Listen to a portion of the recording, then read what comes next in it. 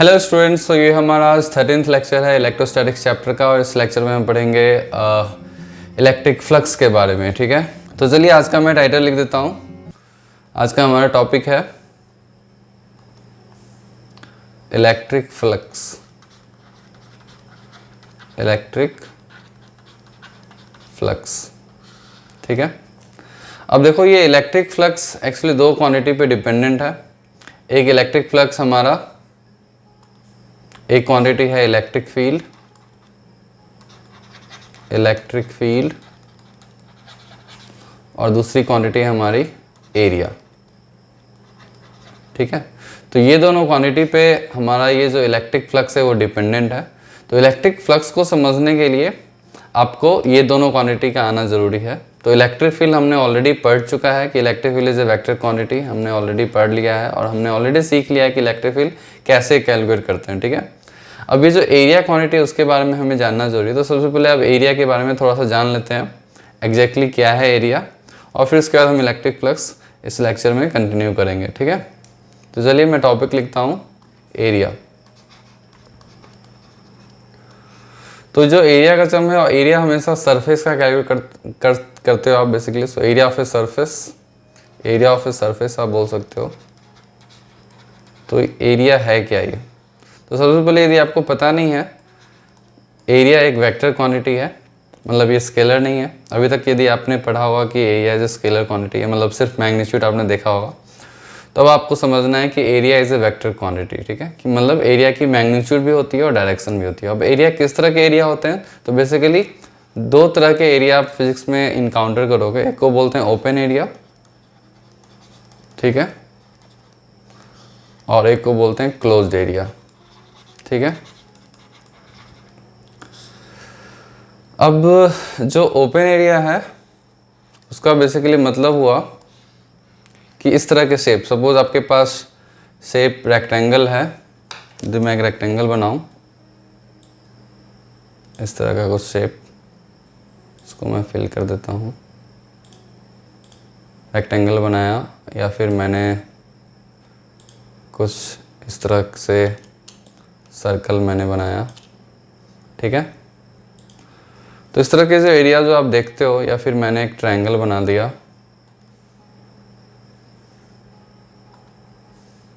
मैंने एक ट्रायंगल बनाया, येलो से ही बनाता हूँ।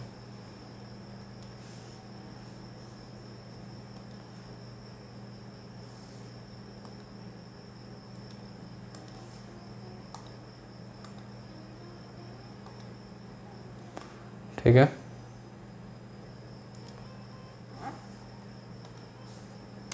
तो मैंने एक ट्रायंगल बना दिया है। यहाँ पे आप ये सारे एरिया जो देख रहे हो, तो इस सबको ओपन एरिया बोलते हैं। मतलब जो एरिया टू डायमेंशनल एरिया जो होता है, 2D एरिया, और जो टू डायमेंशनल प्लेन में होता है उसको हम बोलते हैं ओपन एरिया। ठीक है, मैं क्लोज एरिया की बात करूँ तो सपोज मैंने एक क्यूब बना दिया, इस तरह का कुछ क्यूब, और मैंने एक स्फीयर बना दिया, या फिर मैंने एक कोन बना दिया। ठीक है, तो ये सब जो 3 डायमेंशनल जो एरिया है, 3D एरिया, उसको हम बोलते हैं क्लोज्ड एरिया। ठीक है, वैसे गॉस लॉ में ये क्लोज एरिया का ही मैक्सिमम काम है, मगर अब समझते हैं इस ओपन एरिया और क्लोज्ड एरिया में डिफरेंस क्या है। ठीक है, तो मैंने बताया जैसे ओपन एरिया 2 डायमेंशनल एरिया होता है, तो इसकी जो मैग्नीट्यूड होती है, सपोज मैं इसका साइड A लिखूँ और इसका रेडियस R लूँ और इसका साइड A लिखो इस ट्रायंगल का, तो आप इसका देख सकते हो इसका एरिया क्या होगा, A² होगा इसका मैग्नीट्यूड। इसका एरिया क्या होगा, πr², और इसका एरिया √3/4a²। सो हमने ये मैग्नीट्यूड देख लिया। अब इसके डायरेक्शन की बात करें तो जब भी हमारा ओपन एरिया होता है तो उसका डायरेक्शन दो तरीके से डिफाइन किया जाता है। मतलब एक तरह से एरिया वेक्टर की जो डायरेक्शन होती है, इसकी डायरेक्शन होती है परपेंडिकुलर टू सरफेस। ठीक, मैग्नीट्यूड तो आपको पता ही है, मगर ये डायरेक्शन आपको याद रखना है कि इसकी जो डायरेक्शन होगी वो हमेशा परपेंडिकुलर टू सरफेस होगी। अब यहाँ पे आप देख लो, यदि सपोज मैं एक एग्जांपल लूँ, हमारे पास ये नोटबुक है, तो ये 2 डायमेंशनल है फॉर एग्जांपल। तो एक सरफेस ये है इसका और एक सरफेस ये है। तो इसके परपेंडिकुलर बेसिकली दो डायरेक्शन आएगी, एक इधर आएगी और एक इधर आएगी। वैसे आप इस इधर भी देख सकते हो डायग्राम में। तो यहाँ मैं एरिया वेक्टर यदि लिखूँ तो यहाँ ए स्क्वायर मैं के कैप भी लिख सकता हूँ या फिर माइनस ए स्क्वायर के कैप भी लिख सकता हूँ। तो यह दो पॉसिबिलिटी है क्योंकि दोनों ही परपेंडिकुलर डायरेक्शन है। के कैप मतलब आगे की तरफ आता हुआ, coming out of the plane, और माइनस के कैप मतलब गोइंग इनसाइड द प्लेन। वैसे ही मैं इस एरिया वेक्टर की बात करूँ सर्कल की, तो यहाँ भी plus minus pi r square के कैप हो जाएगा और यहाँ भी सेम ऐसा ही। तो फिर यहाँ पे किस डायरेक्शन को हम लेंगे? तो यहाँ एक कन्वेंशन है हमारा ओपन एरिया में कि हम एरिया वेक्टर की डायरेक्शन किसी क्वेश्चन को सॉल्व करते समय कोई भी एक डायरेक्शन हम एज्यूम कर सकते हैं। उस पूरे क्वेश्चन में बस वही कन्वेंशन लेना है। सपोज हमने एज्यूम किया एरिया वेक्टर इस डायरेक्शन में है प्लस के कैप, तो इंटायर क्वेश्चन में आपको सेम एजम्पशन लेना है। तो ये इसका एजम्पशन है। वैसे डायरेक्टली इससे यदि आपसे पूछा जाता है कि इसकी एरिया निकालो वेक्टर फॉर्म में, तो आप ये दोनों आंसर इसका लिख सकते हो। तो ये तो हमारा ओपन एरिया। अब चलिए क्लोज एरिया की बात करें। तो क्लोज एरिया आप देख सकते हो, ये इसका एरिया है एक, और इसका एक फ्रंट एरिया, मतलब ये है बैक एरिया, और इस तरह से बहुत सारे एरिया है। तो इसका कन्वेंशन है, इसका डायरेक्शन आपको लेना है रेडियली आउटवर्ड, रेडियली आउटवर्ड, ठीक है। तो ये इसका कन्वेंशन है। तो अब रेडियली आउटवर्ड का क्या मतलब हुआ? यदि मैं ड्रॉ करूँ तो इस फेस का, सपोज मैं इसको लिखूँ ए बी सी डी, इस फेस का एरिया वेक्टर इस डायरेक्शन में होगा। सपोज मैं साइड इसका ए ले लेता हूँ, क्यूब का साइड, तो ये जो एरिया होगा face A B C D का एरिया, इसका एरिया होगा minus a square i cap, ठीक है। यदि मैं यहाँ पी क्यू आर एस की बात करूँ, पी क्यू आर एस, तो ये रेडियली आउटवर्ड अपोजिट डायरेक्शन में होगा एक तरह से। मतलब ये ऊपर का एरिया इस डायरेक्शन में, नीचे का एरिया इस डायरेक्शन में, हमेशा ये रेडियली आउटवर्ड। जैसे चार्ज का मैंने बताया था इलेक्ट्रिक फील्ड रेडियली आउटवर्ड होता है।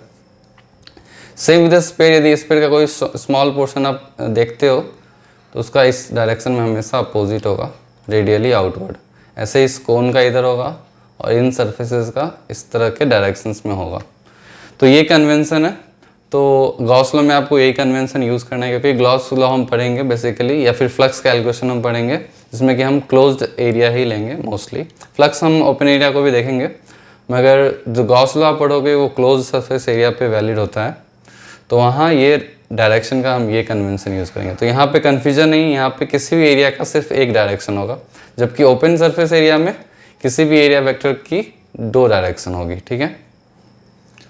तो ये था हमारा सरफेस एरिया। चलिए इस पर कुछ क्वेश्चंस मैं देता हूँ आपको, जिससे क्लियरिटी और मिलेगी। तो मैं लिखता हूँ question, find the area of following diagram, ठीक है। तो मैं कुछ आपको डायग्राम देता हूँ। सपोज मैंने आपको दिया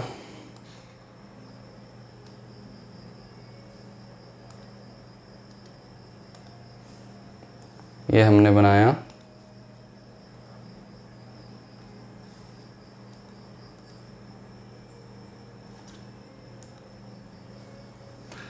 एक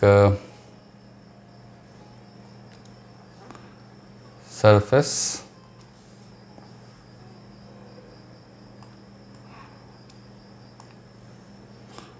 और यहाँ पे मैं एक्स एक्सिस बना देता हूँ और यहाँ पे जेड एक्सिस, और ये हमारा वाई एक्सिस है, ठीक है। अब यहाँ पे आपको ये ध्यान रखना है कि हमारा जो सर्कल है, हमारी जो सर्कल है, ये जो सर्कल है ये एक्स वाई प्लेन में है। ये हमारा एक्स वाई प्लेन में है। एक्स वाई ये बॉटम का प्लेन है, ऊपर जेड एक्सिस है, और इस सर्कल की रेडियस आर है। तो आपसे एरिया पूछा है, तो इसकी आप एरिया निकालो। ये हमारा पहला क्वेश्चन है। दूसरा क्वेश्चन मैं दे देता हूँ। सपोज मेरे पास, चलो मैं एक एक्स वाई जेड एक्सिस बना देता हूँ। तो ये हमारा एक्स एक्सिस है, और इस टाइम मैं वाई एक्सिस को ऊपर बनाता हूँ, वाई एक्सिस, और जेड एक्सिस हमारा ये है, ठीक है।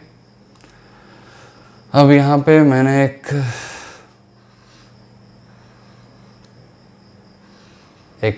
रेक्टेंगल बनाया,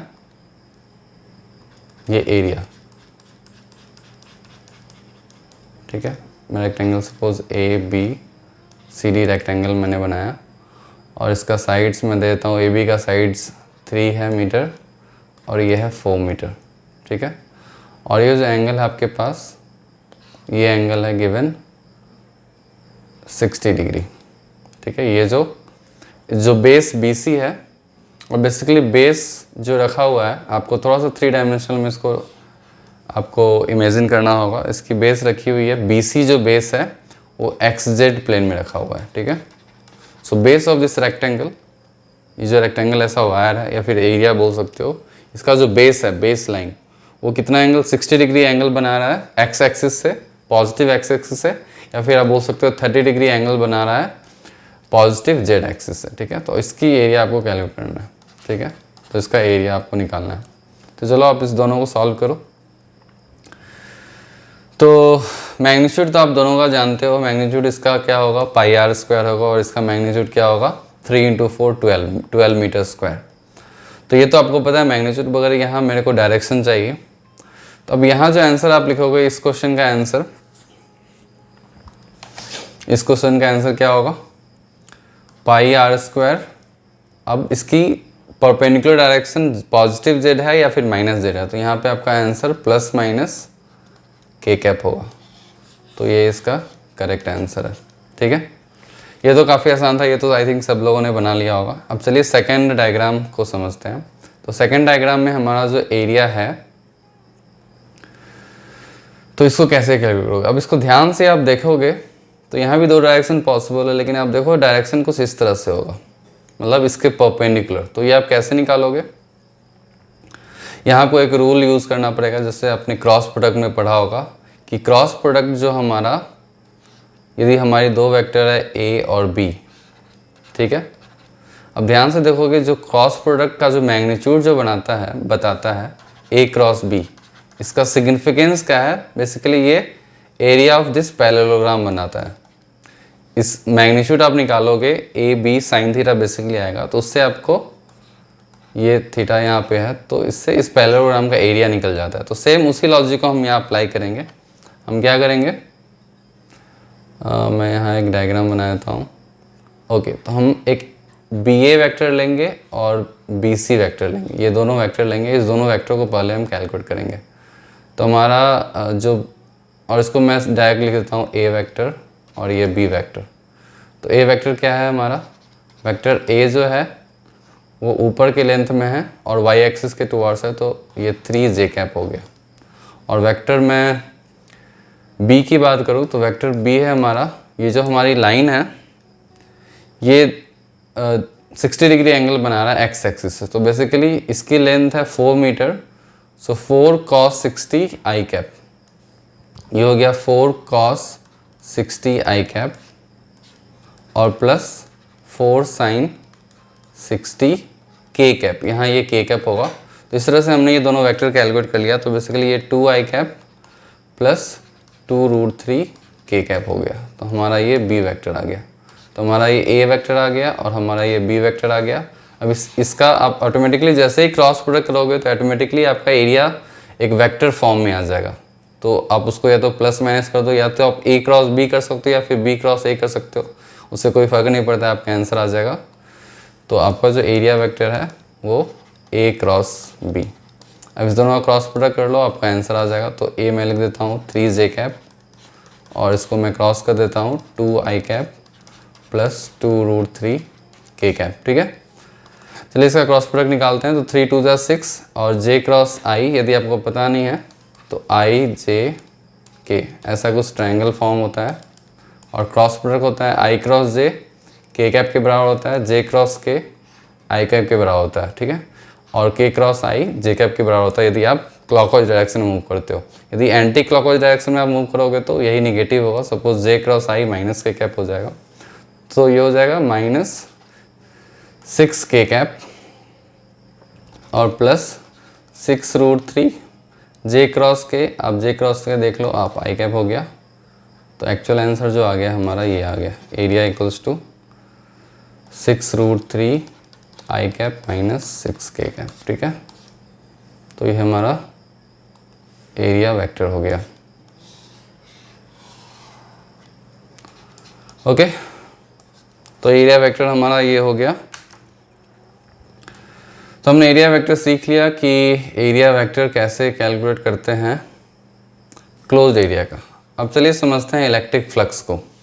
ठीक है, क्योंकि हमने अब एरिया देख लिया, हमने इलेक्ट्रिक फील्ड भी हमें पता है, तो इलेक्ट्रिक फ्लक्स अब आसानी से हम कैलकुलेट कर सकते हैं। तो अब मैं टाइटल लिख देता हूँ, कैलकुलेशन ऑफ इलेक्ट्रिक फ्लक्स, और फिर इलेक्ट्रिक फ्लक्स ही मैं लिख देता हूँ टाइटल। पहले इलेक्ट्रिक फ्लक्स को समझ लेते हैं, इलेक्ट्रिक फ्लक्स। ठीक है, अब ये एक नया क्वांटिटी है फिजिक्स में, जैसे बहुत सारी क्वांटिटी आई थी आपके सामने, चार्ज पहले आया था, फिर इलेक्ट्रिक फील्ड आया था, अब एरिया वेक्टर भी हमने देख लिया। तो ये भी एक नया क्वांटिटी फिजिक्स है, जैसे बहुत सारे क्वांटिटी आप फिजिक्स में पढ़ते हो। तो इसको हम रिप्रेजेंट कर सकते हैं फाई ई से। एक्चुअली जो फ्लक्स क्वांटिटी होती है, फ्लक्स, ये दो तरह का फ्लक्स आप पढ़ोगे क्लास 12th में। एक को बोलते हैं इलेक्ट्रिक फ्लक्स और एक को बोलते हैं magnetic flux, magnetic flux. In general flux को हम फाई से रिप्रेजेंट करते हैं, और इलेक्ट्रिक फ्लक्स को हम फाई ई सबस्क्रिप्ट से रिप्रेजेंट करते हैं, और मैग्नेटिक फ्लक्स को फाई बी सबस्क्रिप्ट से। तो इन जनरल फ्लक्स का जो डेफिनेशन होता है कि number of lines, number of field lines we can say crossing a given area. जो भी फील्ड लाइंस जो क्रॉस करती है किसी एरिया से, उसको हम फ्लक्स बोलते हैं। उसका एक क्वांटिटेटिव एनालिसिस किया गया है। तो अब इलेक्ट्रिक फ्लक्स हो गया कि number of electric field lines crossing area, magnetic flux का मतलब हो गया number of magnetic field lines crossing area. तो उसी को एक क्वांटिफिकेशन एक तरह से कर दिया गया, तो एक फ्लक्स एक क्वांटिटी बना दिया गया है।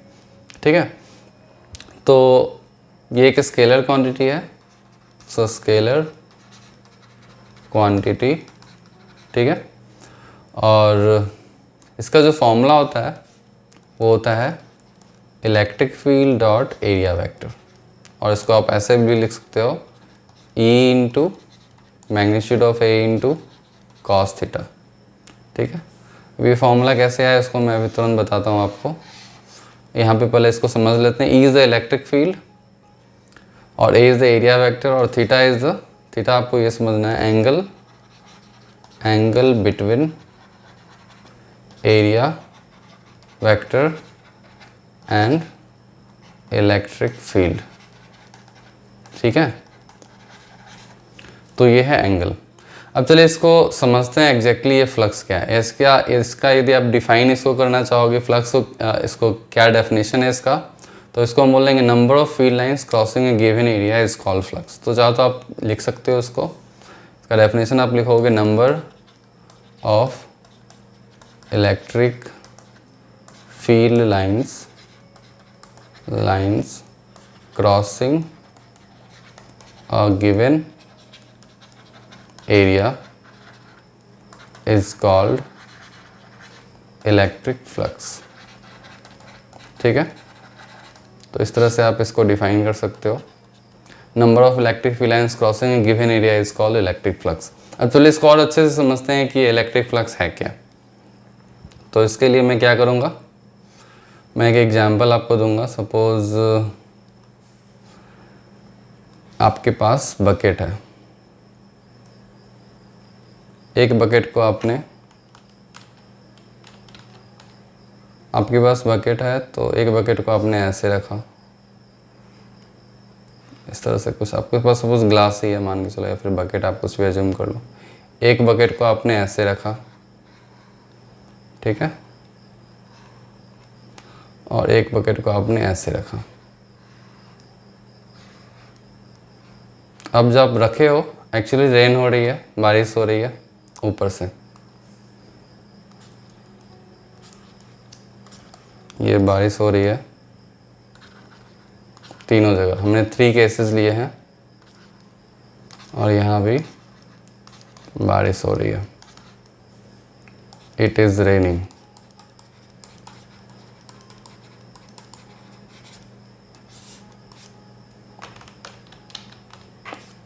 और आपने इसको इस तरह से तीनों केसेस लिया है, ये हमारा केस 1 है,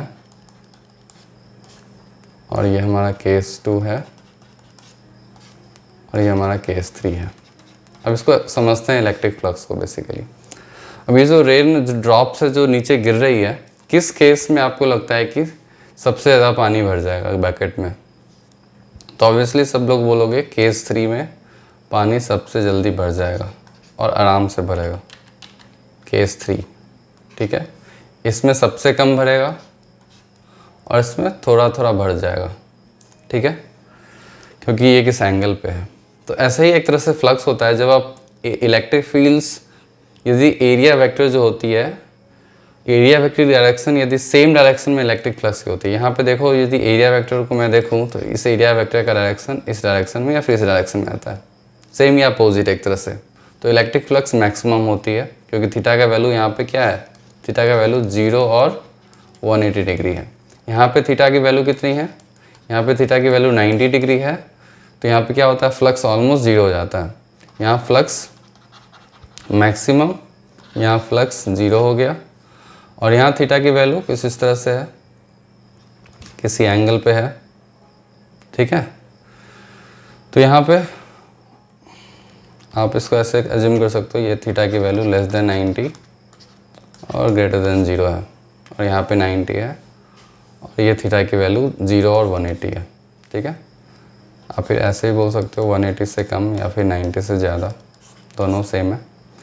तो इसका मतलब क्या हुआ, आप देख सकते हो यहाँ पे एरिया वेक्टर 90 डिग्री है। ये जो एरिया वेक्टर है ये कितना एंगल बना रहा है इलेक्ट्रिक फील्ड से। बेसिकली रेन ड्रॉप्स का आप मान लो इलेक्ट्रिक फील्ड है, तो रेन ड्रॉप्स यदि आप बकेट को बिल्कुल सामने रखोगे, मतलब उसका जो area vector same direction of rain drops है, तो सबसे ज़्यादा आप कलेक्ट कर पाओगे रेन ड्रॉप्स को। वैसे ही होता है फ्लक्स के बारे में भी, सबसे ज़्यादा फ्लक्स वहाँ क्रिएट होगी, वहाँ प्रोड्यूस होगी जहाँ पे एरिया वेक्टर और इलेक्ट्रिक फील्ड दोनों सेम डायरेक्शन में हो, ठीक है।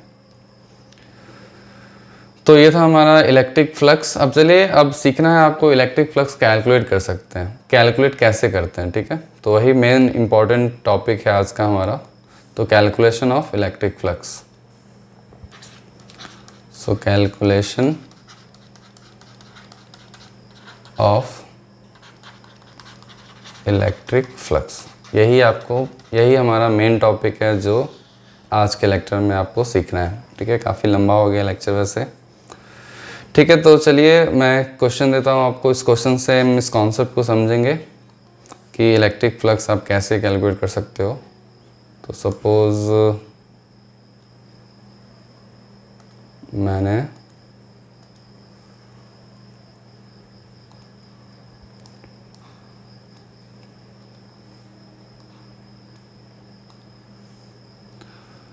यहाँ पे एक डायग्राम बनाया और यहाँ पे मैं एक्स एक्सिस बना देता हूँ और ये हमारा वाई एक्सिस है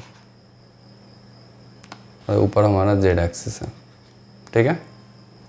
अब ये जो हमारा है ये है हमारा एक्स वाई प्लेन में है, तो it is in x y plane और इसका रेडियस आर है। आपसे पूछा गया है और इलेक्ट्रिक फ्लक्स मतलब इलेक्ट्रिक फील्ड की वैल्यू दी हुई है। इलेक्ट्रिक फील्ड में दे देता हूँ इस तरह से,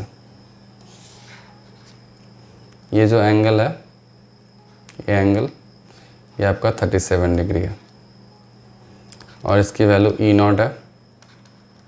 और मैंने दो डायग्राम ही बनाया, मतलब दो लाइंस मैंने ड्रॉ किया। आपको एज्यूम करना है इनफाइनाइट लाइंस इस डायरेक्शन में इलेक्ट्रिक फील्ड की जा रही है, ठीक है। सो क्वेश्चन है, आपसे पूछा है कि find the total flux passing through the given area, ठीक है। आप इसको ट्राई करो, क्वेश्चन आप सॉल्व करो, ठीक है। तो चलिए हम इसको सॉल्व करते हैं। अब लोग यहाँ क्या मिस्टेक करते हैं, लोग डायरेक्टली ये फॉर्मूला यूज करते हैं, phi equals to E dot a और इलेक्ट्रिक फील्ड E0 है, एरिया पाई आर स्क्वायर है और एंगल दिख रहा है एंगल 37, तो cos 37 और उनका आंसर क्या आ जाता है 4/5 E0 पाई आर स्क्वायर। अब मैक्सिमम बच्चे ये आंसर कैलकुलेट करते हैं और ये आंसर गलत हो जाता है उनका। क्यों गलत हो जाता है आप सोचो। अब ध्यान से देखोगे, जो इलेक्ट्रिक फील्ड और एरिया वेक्टर के बीच जो एंगल है वो 37 नहीं है। यहाँ आपको मेंशन मैंने शो किया है ऐसे ही आपको कंफ्यूज करने के लिए। एक्चुअल जो एंगल है, angle between electric field and area vector is 90 - 37, जो कि 53 डिग्री है। अब मैं चाहूँ तो इसको ड्रॉ कर देता हूँ। तो ये हमारा एरिया वेक्टर का डायरेक्शन है और एरिया वेक्टर इलेक्ट्रिक फील्ड के बीच कितना एंगल है, मैं कोई कलर से ड्रॉ करता हूँ।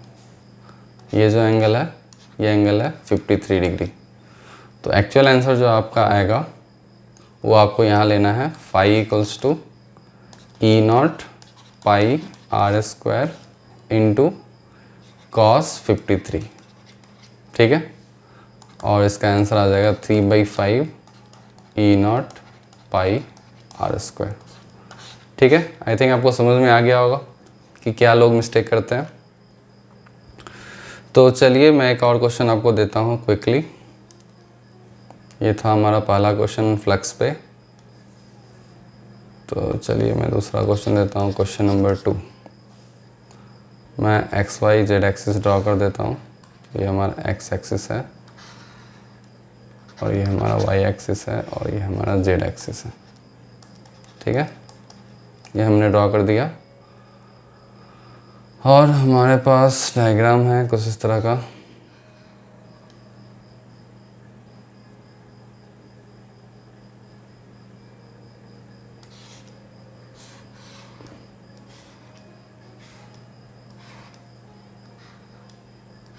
ओके, हमारे पास एक क्यूब है, ठीक है, और क्यूब रखा हुआ है। एक्चुअली मेरे को ऐसे ड्रॉ करना था, कोई बात नहीं। मैं इसको इरेज कर देता हूँ। जेड एक्सिस को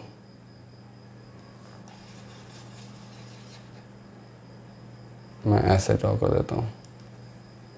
जेड एक्सिस हमारा इस लाइन के, ठीक है। आपको आई थिंक समझ में आ गया होगा। ये क्यूब इस तरह से रखा हुआ है। इसका जो बेस है वो एक्स जेड प्लेन में है। The base of the cube is in x z plane, ठीक है। अब यहाँ पे इलेक्ट्रिक फील्ड आपको दी हुई है। इलेक्ट्रिक फील्ड इस डायरेक्शन में, एक्स डायरेक्शन में इलेक्ट्रिक फील्ड है E0 और इस क्यूब का साइड है A। आपसे पूछा find the electric flux, find the total electric flux passing through the cube, ठीक है। टोटल इलेक्ट्रिक फ्लक्स क्यूब से कितना पास कर रहा है उसको आपको निकालना है। तो चलिए इसको सॉल्व करते हैं। काफ़ी सिंपल सा मेथड है ये। अब ध्यान से देखोगे, इस एरिया से जो फ्लक्स आएगी, एरिया वेक्टर इस डायरेक्शन में आएगा और इलेक्ट्रिक फील्ड इस डायरेक्शन में है। तो इसके द्वारा जो फ्लक्स आएगा वो minus E0 into A square होगा, ठीक है। इस एरिया वेक्टर के द्वारा जो फ्लक्स आएगा वो ऐसा है और इलेक्ट्रिक फील्ड भी सेम डायरेक्शन में है, तो plus E0 into A square हो जाएगा, ठीक है। मैं टोटल फ्लक्स निकाल रहा हूँ और प्लस, अब बचे चार सरफेसेस, ऊपर वाले, इधर वाले और नीचे वाले, ठीक है। ये चारों सरफेस बच गया। अभी चारों सरफेस का आप ध्यान से देखोगे तो इसकी एरिया वेक्टर हमेशा इलेक्ट्रिक फील्ड के परपेंडिकुलर है। यहाँ भी एरिया वेक्टर इलेक्ट्रिक फील्ड के परपेंडिकुलर है और इधर भी। तो इसके द्वारा जो सारे जो फ्लक्स जो आएंगे वो जीरो हो जाएंगे ऑटोमेटिकली। तो यहाँ पे मेरे सारे जीरो हो जाएंगे। तो एक तरह से टोटल फ्लक्स इसका सम भी जीरो होगा, तो हमारा आंसर क्या होगा, जीरो, ठीक है। तो ये क्वेश्चन हो गया हमारा। तो चलिए एक और क्वेश्चन करते हैं quickly. Question number 3।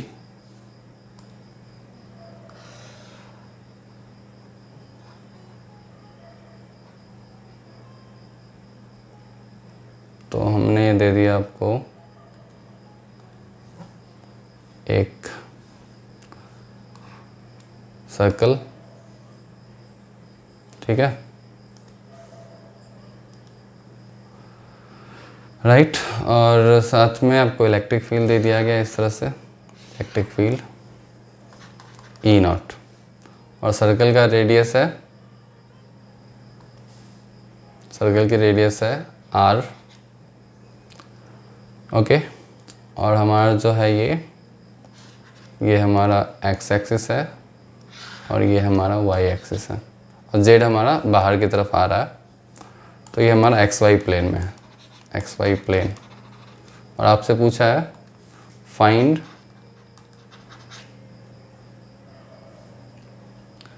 Total electric flux. I think मैंने कुछ ब्रश के सेटिंग्स में गड़बड़ कर दिया, 1 minute.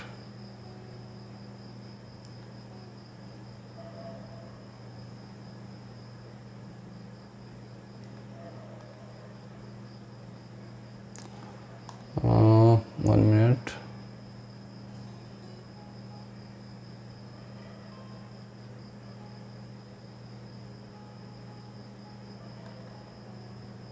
Okay, find the total electric flux.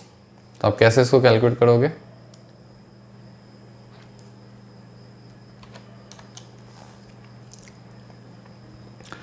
और ये एंगल भी आपको मेंशन किया हुआ है, ये एंगल आपका मेंशन किया है, ये एंगल थीटा आपका 45 डिग्री है, ठीक है। तो आपको टोटल इलेक्ट्रिक फ्लक्स कैलकुलेट करना है। तो क्या करोगे आप, फ्लक्स इक्वल्स टू लिखोगे E इंटू डॉट एरिया और आप लिखोगे E0 into pi r square into cos 45 और आपका आंसर आ जाएगा 1/√2 E0 पाई r स्क्वायर। मैक्सिमम लोग यही करोगे, मैक्सिमम नहीं मतलब कुछ लोग करोगे, कुछ लोग समझ में आ गया होगा, तो ये मिस्टेक हो जाता है, ये गलत है। यहाँ पे भी एंगल आपको मैंने इल्यूजन किया है, बेसिकली आपको दिखाया है angle, but actual angle electric field और एरिया के बीच कितना है, 90 डिग्री है। तो फ्लक्स यहाँ पे क्या हो जाएगा, 0 हो जाएगा। आप देख लो, एरिया वेक्टर इसका परपेंडिकुलर टू द प्लेन होगा और electric field basically XY plane में है, तो फ्लक्स हमारा आंसर 0 हो जाएगा, ठीक है। तो ये इसका आंसर हो गया। चलिए अब दूसरा क्वेश्चन देखते हैं। मैं दूसरा क्वेश्चन मैं देता हूँ आपको कि सपोज़ मेरे पास एक x एक्सिस गिवन है और y एक्सिस गिवन है और हमारा z एक्सिस गिवन है, ठीक है। और हमारे पास एक क्यूब गिवन है इस तरह से, जो कि यहाँ पे रखा हुआ है और मैं बना देता हूँ, ठीक है।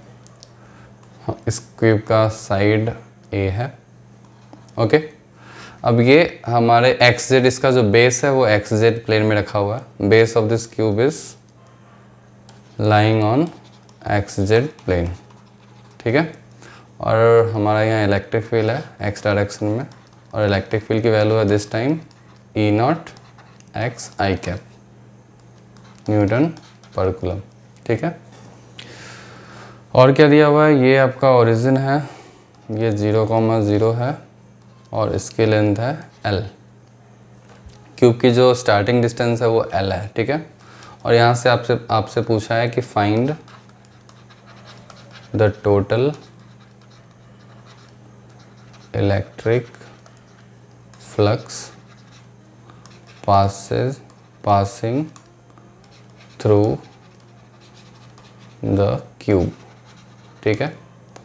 अब इस क्यूब के अंदर इसका जो टोटल फ्लक्स पास कर रहा है, मतलब इलेक्ट्रिक फील्ड लाइंस बेसिकली, वो आपको कैलकुलेट करना है। तो यहाँ भी सेम लॉजिक है, जो 4 सरफेसेस आपको दिख रही होगी क्यूब का, ये ऐसे पूरा क्यूब है और इधर का जो सारा सरफेस है वो सब सरफेस की जो एरिया है वो 90 डिग्री है इलेक्ट्रिक फील्ड से, तो उसके द्वारा तो फ्लक्स 0 आ जाएगा। ये सारी एरिया जो है ऊपर वाली ये 90 डिग्री है इलेक्ट्रिक फील्ड के डायरेक्शन से, तो फ्लक्स इन चारों सरफेस से तो 0 आ जाएगा। अब जो फ्लक्स आएगा वो किससे आएगा, इस एरिया से आएगा और फ्रंट एरिया से आएगा। बेसिकली ये दोनों साइड्स एरिया जो है, यहाँ पे एरिया वेक्टर का डायरेक्शन ये है, ए कैप मैं लिखूँ और यहाँ पे एरिया वेक्टर का ये है। तो एक के द्वारा पॉजिटिव फ्लक्स और एक के द्वारा नेगेटिव फ्लक्स, क्योंकि यहाँ इलेक्ट्रिक फील्ड एक तो यहाँ तो इलेक्ट्रिक फील्ड सेम डायरेक्शन में है और यहाँ इलेक्ट्रिक फील्ड अपोजिट डायरेक्शन में। तो चलिए इसका हम सरफेस 1 इसको मैं बोल देता हूँ S1 और इसको मैं बोलता हूँ S2। सो टोटल फ्लक्स होगा वो flux through 1 plus flux through 2 होगा, ठीक है। अब चलिए इसको फ्लक्स 1 को कैलकुलेट करते हैं। फ्लक्स 1 क्या होगा हमारा, फ्लक्स 1 इलेक्ट्रिक फील्ड की वैल्यू उस पॉइंट पे कितनी है, इलेक्ट्रिक फील्ड की वैल्यू उस पॉइंट पे E0x है। बेसिकली यहाँ पे इलेक्ट्रिक फील्ड वेरिएबल है, यहाँ पे इलेक्ट्रिक फील्ड एवरी x के साथ वो चेंज कर रहा है। तो एट x इक्वल्स टू, ये जो पॉइंट है हमारा, ये है point x equals to a plus l basically. तो यहाँ पे इलेक्ट्रिक फील्ड की वैल्यू होगी E0 into a plus l, ठीक है। और उसको आपको मल्टीप्लाई कर देना है उसके सरफेस एरिया से, तो a स्क्वायर, और यहाँ पे दोनों सेम डायरेक्शन है तो cos 0 1 हो जाएगा। तो ये हमारा φ1 हो गया, सॉरी ये हमारा φ2 हो गया। इसको मैं ये φ2 मैं ऐसे लिख देता हूँ और φ1 अब मैं लिखने वाला हूँ। सो प्लस φ1 की वैल्यू क्या होगी, यहाँ पे इलेक्ट्रिक फील्ड जो है वो इस डायरेक्शन में है और E0 इंटू एल है, इंटू इसका एरिया a स्क्वायर है, और ये निगेटिव होगा क्योंकि यहाँ पे cos 180 होगा। अब इसको हमें सिंप्लीफाई करना है, तो E0 a स्क्वायर मैं कॉमन ले लेता हूँ, तो a plus L minus L, तो a हमारा कैंसिल हो गया, तो बेसिकली हमारा आंसर आ गया E0 AQ। तो ये हमारा टोटल फ्लक्स हो गया। और फ्लक्स का यूनिट आप देख लो, न्यूटन पर coulomb into metre square. So basically newton metre square पर कूलम। और इसका एक अदर यूनिट भी है जिसको कि हम वेबर बोलते हैं, तो एक दूसरा यूनिट है इसका वेबर, ठीक है। और इसको WB से रिप्रेजेंट करते हैं, तो 1 WB is 1 newton metre square पर कूलम। इसको आप चाहो तो याद रख सकते हो, ठीक है। तो ये था हमारा क्वेश्चन। चलिए अब एक और लास्ट क्वेश्चन कर लेते हैं, तब ये लेक्चर मैं ख़त्म करूँगा। तो लास्ट क्वेश्चन थोड़ा सा और डिफ़िकल्ट है, तो मैं देता हूँ एक एक्स एक्सिस आपको। तो ये हमारा एक्स एक्सिस है, ठीक है। और यहाँ पे मैंने क्या रखा है, मैंने एक डिस्क रखा है। चलो मैं बना देता हूँ डिस्क।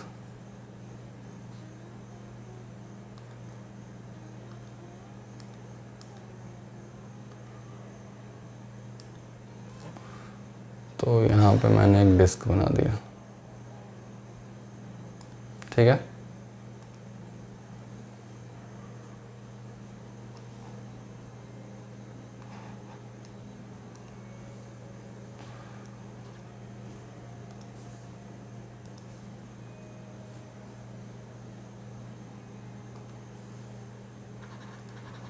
ठीक है, इसका रेडियस सपोज r है, और आप ध्यान से देखोगे ये एक्स एक्सिस जो है वो डिस्क की एक्सिस है बेसिकली, ठीक है। तो इसको आप एज्यूम कर सकते हो, यदि ये अंदर ये वाई एक्सिस है तो ये डिस्क जो है वाई जेड प्लेन में है, ठीक है। तो यदि मैं इसको जेड लिख दूँ, ये हमारा जेड एक्सिस है, तो अंदर जो जा रहा है वाई एक्सिस, ये जो हमारा डिस्क जो है वो वाई जेड प्लेन में है। सो डिस्क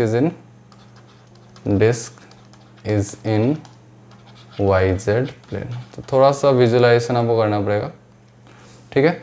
और मैंने क्या रखा, मैंने यहाँ पे एक चार्ज रख दिया, यहाँ पे मैंने एक क्यू चार्ज रख दिया, पॉजिटिव चार्ज मैंने यहाँ पे रख दिया, ठीक है। अब आपको क्या करना है, इस चार्ज के द्वारा उस डिस्क से जितने भी इलेक्ट्रिक फील्ड लाइंस पास कर रही है, बेसिकली आपको इलेक्ट्रिक फ्लक्स निकालना है। तो फाइंड आउट, क्वेश्चन है हमारा, फाइंड आउट द टोटल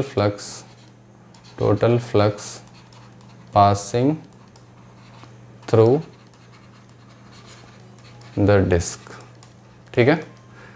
अब कैसे पास करेगी आप इसको इमेजिन कर सकते हो। देखो यहाँ से इलेक्ट्रिक फील्ड लाइंस ऐसे जा रही है, इसके द्वारा इलेक्ट्रिक फील्ड लाइंस आ रही, ठीक है।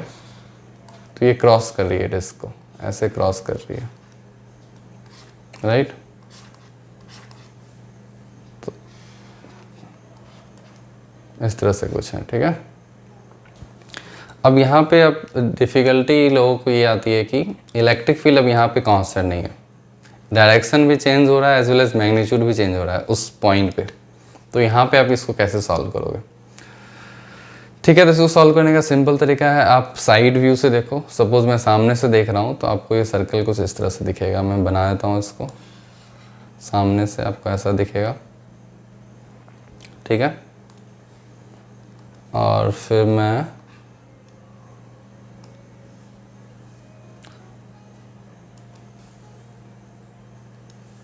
अब मैं ये क्या करूँगा, यहाँ पे सर्कल पे एक स्मॉलर डिस्टेंस पे मैं एक रिंग लूँगा, ठीक है। रिंग की जो थिकनेस होगी वो होगी dr, ठीक है।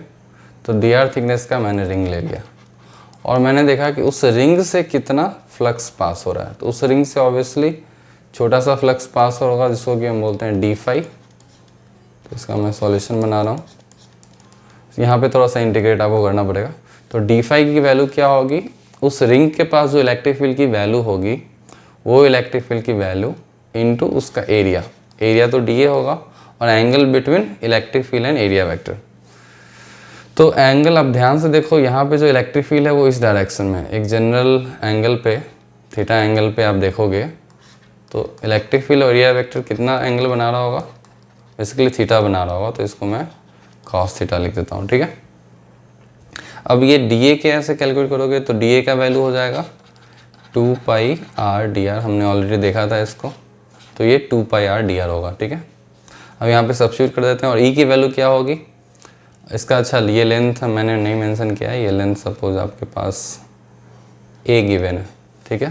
The distance of that charge from the disc is A given, ठीक है। तो इलेक्ट्रिक फील्ड की क्या वैल्यू होगी, इलेक्ट्रिक फील्ड की वैल्यू होगी k Q by R square. So k into Q by R square, और r की वैल्यू हो जाएगी a square plus are square, ठीक है। और इंटू dA हो जाएगा 2 pi smaller dr into cos theta, ठीक है। अब इसको चलिए सिंप्लीफाई कर देते हैं। तो k Q by a square plus, actually ये स्मॉल r होगा, small r square into 2 pi r dr and cos theta की वैल्यू होगी a divide by root of a square plus are square. तो same type से integration यहाँ भी आएगा और आपको इंटीग्रेट करना है 0 टू कैपिटल R। तो चलिए इसको सिंप्लीफाई करते हैं। जो भी हमारा कांस्टेंट है उसको बाहर में ले लेता हूँ। सो k क्यू 2k क्यू पाई ये हमारा कांस्टेंट है और a भी हमारा कांस्टेंट है, मैंने उसको बाहर ले लिया। और यहाँ पे r dr divide by a square plus are square power 3/2, ठीक है। आई थिंक मेरी रिकॉर्डिंग हो रही है, ओके हो रही है। अब यहाँ आपको इंटीग्रेट करना है 0 टू r। तो आपका मेथड है सब्स्टिट्यूशन मेथड, आप यहाँ पे लगा सकते हो एग्जैक्टली जो हमने इंटीग्रेशन में ऑलरेडी देखा था इलेक्ट्रिक फील्ड कैलकुलेशन में। तो आप क्या एज्यूम करोगे, a square plus are square equals to t, और आप इसको डिफ्रेंशिएट कर दो तो 2r equals to d t by d r. तो r dr की वैल्यू क्या आ गई, dt/2, ठीक है। इस r dr की वैल्यू आप यहाँ सब्स्टिट्यूट कर दो और इसकी वैल्यू यहाँ पे सब्स्टिट्यूट कर दो। तो ये जो इंटीग्रेशन है ये सिंप्लीफाइड हो जाएगा किसके फॉर्म में, dt/2, इसको मैं बोल देता हूँ alpha suppose, into alpha divide by t power 3/2।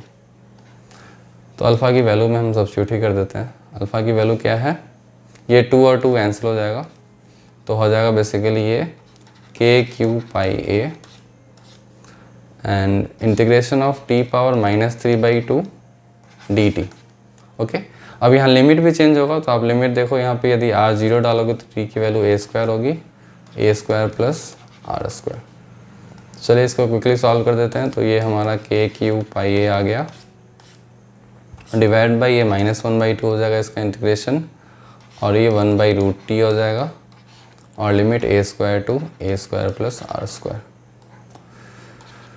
तो इसको सिंप्लीफाई कर दो। सो ये minus k Q pi a by, अच्छा ये 2 आ जाएगा, बाई 1 इंटू 1/रूट of a square plus are square minus 1/a, ठीक है। अब इसको माइनस आप अंदर ले जाओ, सो आ जाएगा हमारा ये 2k Q pi a into 1/a minus 1/रूट of a square plus are square. तो ये हमारा टोटल फ्लक्स आ गया। तो इस तरह से, ये तो कुछ लेंदी हो गया थोड़ा सा, मगर इस तरह से आप फ्लक्स को कैलकुलेट कर सकते हो। थोड़ा सा एडवांस लेवल का हो गया ये क्वेश्चन। तो हमने आज के लेक्चर में सीखा बेसिकली कैसे फ्लक्स कैलकुलेट करते हैं। तो हमने फ्लक्स का डेफिनेशन देखा, हमने एरिया वेक्टर देखा कि एरिया वेक्टर कैसे डिफाइन किया गया है, और फिर हमने सीखा कि फ्लक्स को हम कैसे कैलकुलेट करते हैं। ठीक है, तो अब आगे के लेक्चर में हम गॉस लॉ, अब हम रेडी हो गए हैं गॉस लॉ को समझने के लिए। तो आगे के लेक्चर में हम गॉस लॉ और उसके एप्लीकेशन की बात करेंगे। तो चलिए मिलते हैं नेक्स्ट क्लास में।